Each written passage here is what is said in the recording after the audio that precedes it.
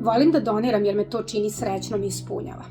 A isto tako znam da sam deljenjem nekog učinila srećnim, jer nečije malo je nekome mnogo.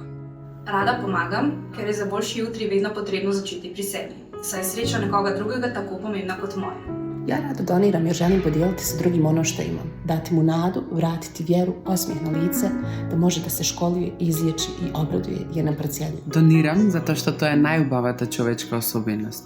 Empatija, humanost, ljubav, razbiranje. Imajte magične praznici sa vašite najmiliji.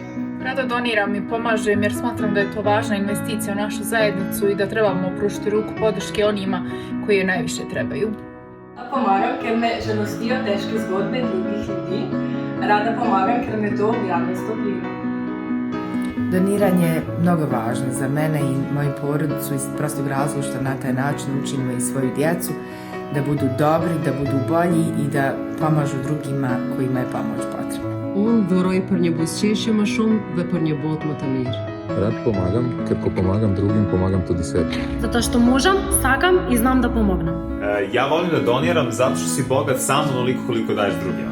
A i nekako je lepo osjećaj. За повеќе детски насмевки и топли срца. Un vorrei për një botë më të mirë, ku të gjithë ne mund të jetojmë të lumtur. Ja sam Bata Kuzmanović, volim da doniram jer time činim druge srećnim, a i sebe. Rada pomagam, ker s tem izražam sebe. Doniranje nije obaveza, doniranje je privilegija. Sakam da doniram za povijek детски pregled i nasmeh.